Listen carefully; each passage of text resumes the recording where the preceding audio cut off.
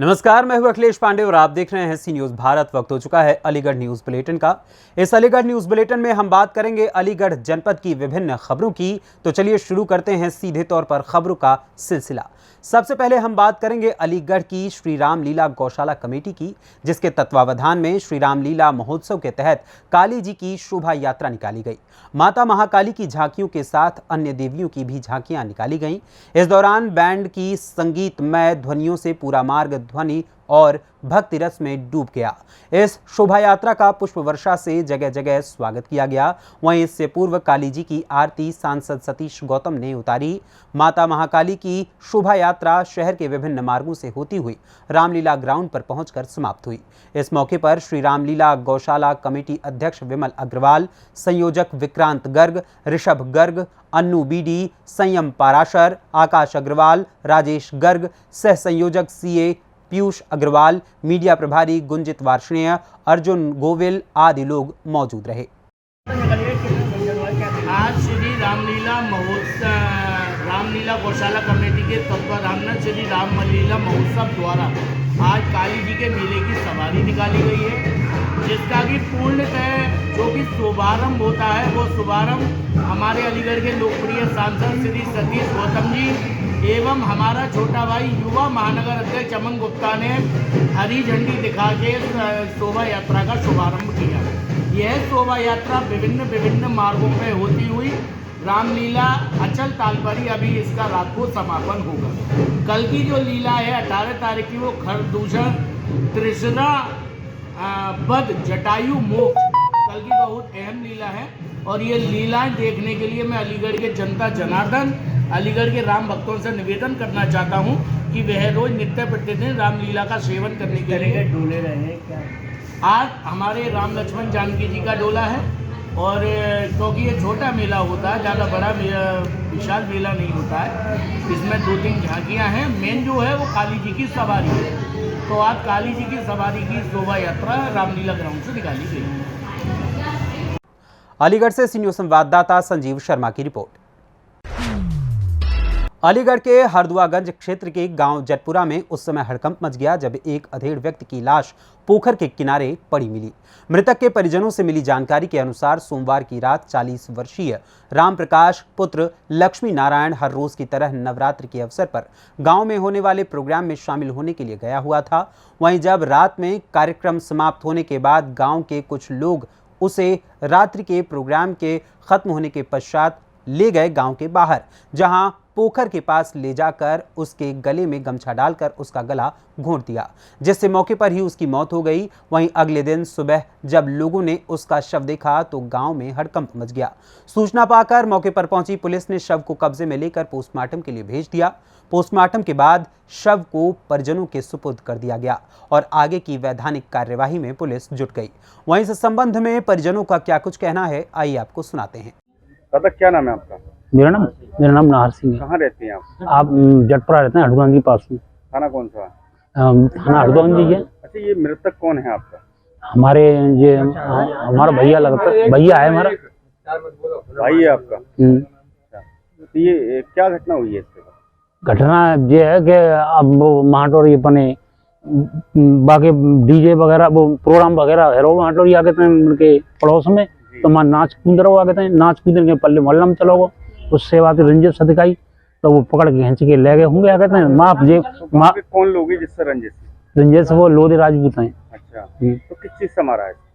इस चीज से मारा है कछू, तो इसमें ये वो अकेले के बस की ना, जब एक आध तो आदमी है इसके वो रौंद वो भैया रौंद चीज के खोसा मर रहे हैं, और फिर आगे अंगोछा दे गले थे गला दाब दे। अब भी लग रहा है। तो ये बताइए कि मतलब गांव के ही हैं सारे लोग? अरे गांव का ही है, वो भी जो गांव के हैं वो भी गांव का है। तो कैसे सूचना मिली? सूचना तो ऐसे मिली कि वो कूड़ेबारी आई, कूड़ेबारी बीनते ना जे कचरा बीनते हैं, तो वहीं पोखर के सारे वहीं उसका राहुल का घर है जो बतका है। उसने सूचना दी थी? उसने कूड़ेबारी नहीं दी कि जी देखा जी आदमी कौन का मर रहा है, वो गिर गया है। किस अवस्था में मिला था ये आपको? बिल्कुल वो खत्म में मिला है। पुलिस को सूचना दी आपने? पुलिस तो पूरी टीम पर ही है, पुलिस ही लेके आई है। पुलिस गांव में भाग रहे। कई लोगों के खिलाफ तहरीर दी है? अभी तो मालूम पड़ा कहते हैं, अब लोग गए हैं कहते हैं। बंद करो यार, वो चाचा था वो बोलने था। आपका दीपक कुमार, दीपक कहाँ रहती हैं? जटपुरा, जिला अलीगढ़, थाना कौन सा है? हरदोगंज। अच्छा ये बताइए कि ये मृतक है, कौन है? ये हमारे चाचा के रूप में लगे हैं, क्या खानदानी। नाम है इसका? राम प्रकाश, पिता का नाम क्या है? लक्ष्मी नारायण। अच्छा तो ये क्या घटना हुई है इनके साथ? ये घटना ऐसा है कि पी खा के ऊँचा से मार के फेंक दे, इतनी मालूम पड़ी है बस। वो कबाड़ी के जरिए। कौन लोग हैं, किसने मारा? रंजिश थी कोई? हाँ, पुरानी रंजिश के रूप में ही लिखित करवे को वहाँ दे गए ऑर्डर कि हाँ थाने आओ, लिखित होगी और किसका नाम लेना चाहते हो बताओ। तो कहा उन्होंने दी कि रंजिश वंजिश जी राहुल थे ही बस, और तो कहा तो नहीं। तो फिर बाकी इंटरव्यू लेवे लग गए सब। हम आगे इधर और वो चले गए पलंग थाने। तो पुरानी रंजिश के हाँ, कारण हाँ। हत्या कर दी। हाँ, अरमान लगाने जाइए, कैसे हत्या की? अंगूछा बांध के और क्या कहते हैं वहाँ में पोखर में फेंक दे, वहाँ पे पता ना कैसे तरीका से पिला खिला के मारे हो। ये तो वही है, लोग जाने। पुलिस को तहरीर दी है? हाँ, पुलिस तुरंत बुलाई है, वो कबाड़ी ने बताई है। तो देखते ही पुलिस ने मौके पे पहुंची? फुल फोर्स आ गई थाने हरदोगंज की। अच्छा, पोस्टमार्टम करा रही है पुलिस? और वो उन्होंने लिखित में करके हाँ अभी आप कहाँ थे पोस्टमार्टम पे? हाँ, पोस्टमार्टम पे। तो थाने में तहरीर दी है? हाँ, सब किस थाने। तरीके से कार्रवाई की मांग कर रहे हैं? किस तरीके से जैसे इनके माता पिता को चाहते हो भाई साहब से। देखो अब हम जात से आगे हम अपनी ना बता सकते। कार्रवाई होनी चाहिए। कार्रवाई होनी चाहिए और जो करने वाला है आपको कड़ी से कड़ी सजा भी मिलनी चाहिए, जो आगे कोई कार्य दूसरा ना हो कहीं। अलीगढ़ से सी न्यूज़ संवाददाता संजीव शर्मा की रिपोर्ट। अलीगढ़ में भीम वाहिनी का आरोप है कि उत्तर प्रदेश में SC/ST के छात्र छात्राओं को वर्ष 2021, 2022 और 2023 की सभी कक्षाओं की छात्रवृत्तियां नहीं मिली हैं। दरअसल उत्तर प्रदेश के जनपदों से शिकायत आ रही थी कि छात्रवृत्ति छात्रों को नहीं मिली है, पीड़ितों को उत्पीड़न की धनराशि भी नहीं मिली। जहां आज यानी कि बात करें बुलंदशहर में मुख्यमंत्री योगी आदित्यनाथ का जो प्रोग्राम था, उसमें वाहिनी ने ज्ञापन देने का कार्यक्रम पहले से ही घोषित कर रखा था।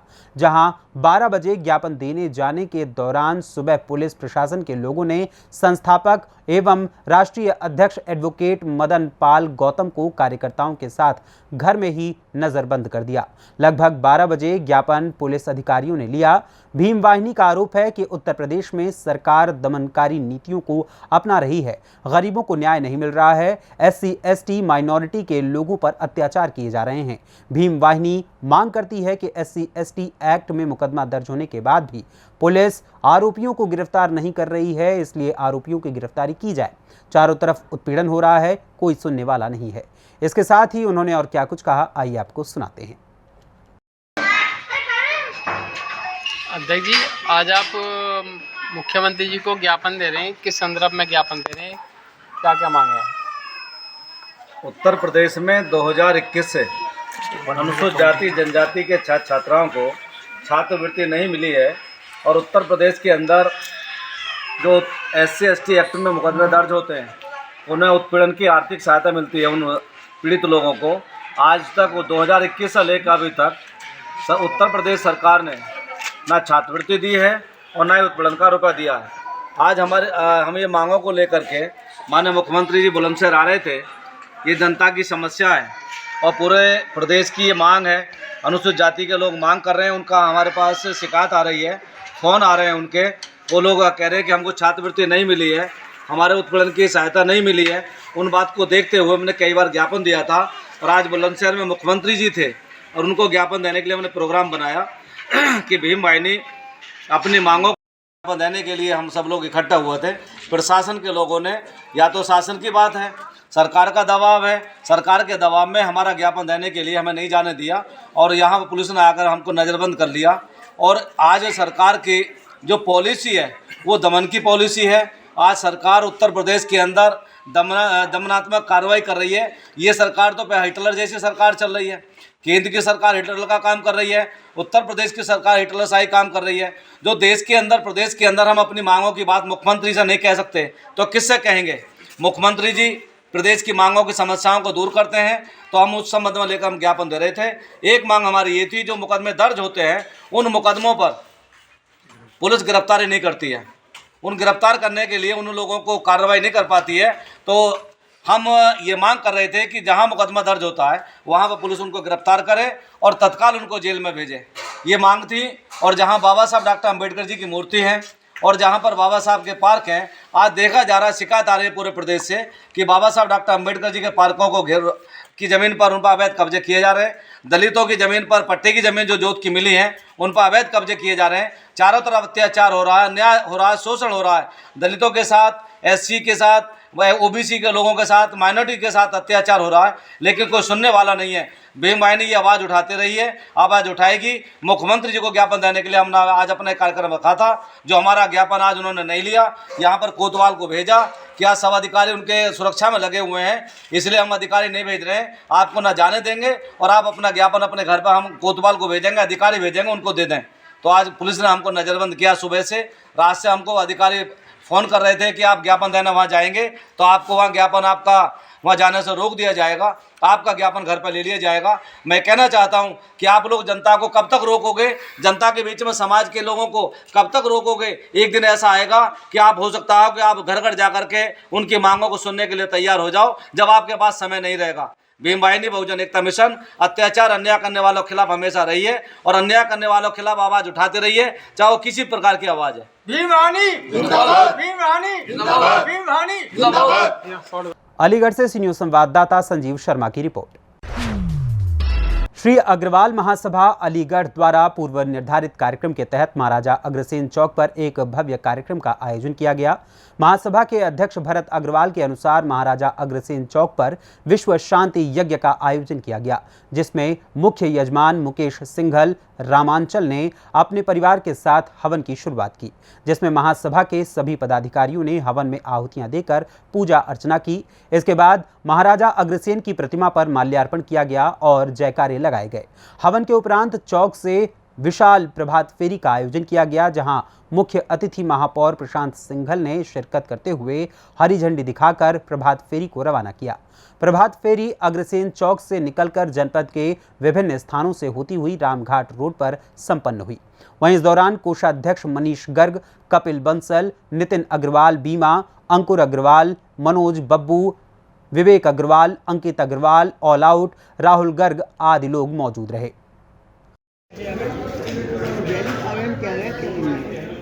देखिए, आज हमारे श्री अग्रवाल महासभा के तत्वान में जितने भी हमारे मेंबर थे वो सभी लोग और अन्य संस्थाओं के जितने भी मेंबर थे सब लोगों ने पूर्ण हमारा समर्थन दिया है।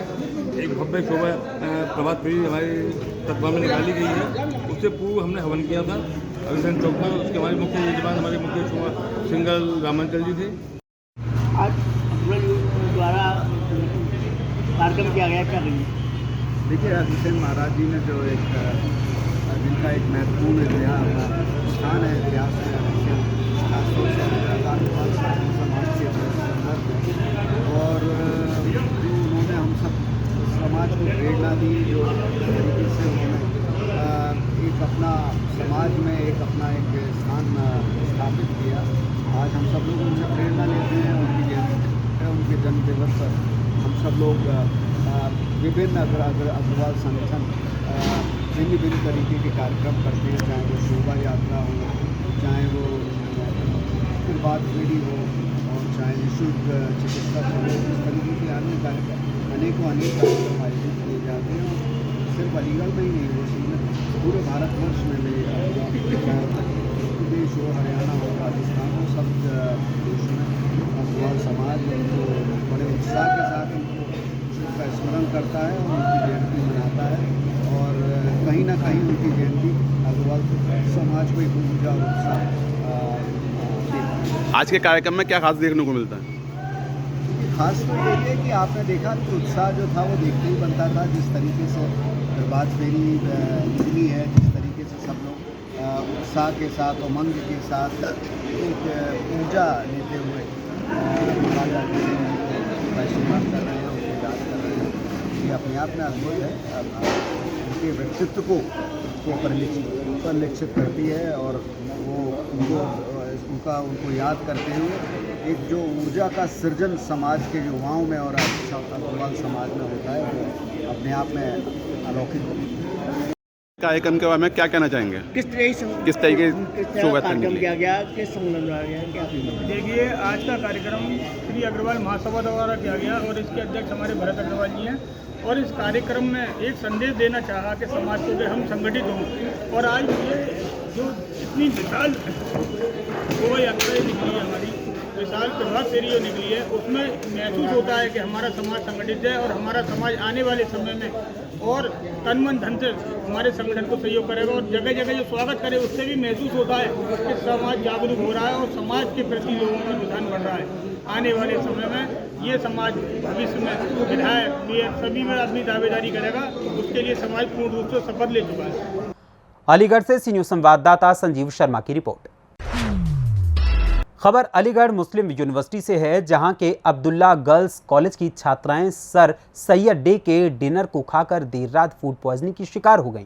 जानकारी के अनुसार करीब 300 से अधिक छात्राओं ने एएमयू के अब्दुल्ला गर्ल्स कॉलेज के बेगम अजीज उन निशा हॉल में रात को डिनर किया था, जिसमें छात्राओं ने पनीर टिक्का, चिकन व अन्य व्यंजन खाए थे, जिसके चलते उन्हें फूड पॉइजनिंग की शिकायत हुई। फूड पॉइजनिंग की शिकार हुई सभी छात्राओं को देर रात जेएन मेडिकल कॉलेज में उपचार हेतु भर्ती कराया गया, जहां सभी का उपचार जारी है।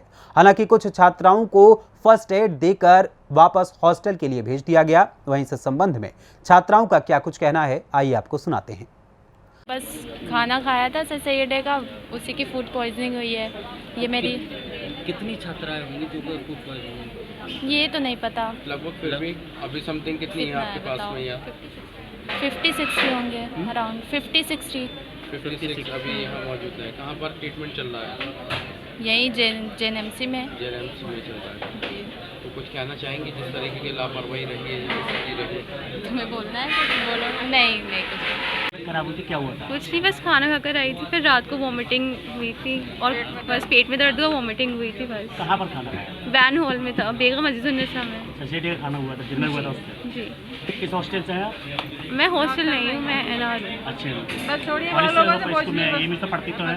जी जी, बस इतना। मैं एमई की। अब आप देख रहे हैं ना यहाँ पे, आपको क्या बताएं, आप देख लिए। क्या हुआ था आपकी तबीयत खराब हुई? उल्टियाँ शुरू हो गई थी 5:30 बजे से ही। अच्छा, फिर उसके बाद यहाँ पे आ गए, अब आराम है। कहाँ खाना खाया था आपने? लास्ट सर सैयद भी खाना खाया था, वहाँ पे हॉस्टल में ही खाना खाया था। तो कितने चीज़ में स्टूडेंट रहे, छात्राएं रहेंगी इसमें शिकार हुई इसकी? इनकी तबीयत खराब हुई है, कितनी होंगी तकरीबन? अब ये नहीं पता मुझे। एक अंदाजा तो होगा तकरीबन जो आपके हो सकता है मेडिकल मौजूद है, कितने 100-150 तो होंगे ही। क्या लगता है रात में ही 2 बजे से ही सब लोग आना शुरू हो गए हैं मेडिकल। क्या खाने की वजह से हुआ था? आई डोंट नो, मुझे नहीं पता कि मुझे सब कोई नहीं हुआ है। अब किसी को कह नहीं सकते हम को क्या हुआ है। सभी को फूड पॉइजनिंग हुई? अब हम कुछ कह नहीं सकते, हम जहाँ अंदर। गर्ल्स को हुई है इसमें या जेंट्स वगैरह भी कोई है? सिर्फ गर्ल्स को ही प्रॉब्लम है? हाँ, गर्ल्स में, गर्ल हॉस्टल हमारे ही हॉस्टल में हुआ है। तो बी बेगम अजीज निशा हॉल BN। थैंक। क्या कहना चाहेंगे किस तरह की लापरवाही रही है? अब ये तो वही जाने अंदर की बात है। तबीयत खराब हुई थी? वो हम लोग के यहाँ कल फंक्शन था, हॉल फंक्शन, तो उसी में हम लोगों ने खाना खाया था, उसके बाद से बस फूड पॉइजनिंग है। कितनी छात्राएं होंगी तकरीबन इसमें? I am not sure. कितने आपके साथ में तकरीबन? तो अंदाजा कितने लोग हैं? काफ़ी लोग हैं, लेकिन आई एम नॉट श्योर, क्योंकि सब लोग रात में अपने अपने रूम पर थे, तो आई एम नॉट श्योर कि कितने लोग हैं, लेकिन हैं काफ़ी सारे। रात को सबसे जगह डिनर खाया? जी जी। आप क्या एक्टिविटी आपकी? अब तो बेहतर है। सुबह में हम लोगों ने JNMC। तो किस क्लास के हैं आप? मैं PhD फिजिक्स स्टूडेंट हूँ, बेगम अजीज उन निशा हॉल। क्या नाम है आपका? वानिया। कब आई थी आप यहाँ पर इस टाइम? 1 घंटा पहले। अलीगढ़ से सी न्यूज़ संवाददाता संजीव शर्मा की रिपोर्ट। फिलहाल के लिए इस अलीगढ़ न्यूज़ बुलेटिन में बस इतना ही। देश दुनिया की तमाम खबरों के लिए देखते रहें सी न्यूज़ भारत। हर खबर आपके साथ, आपके हाथ।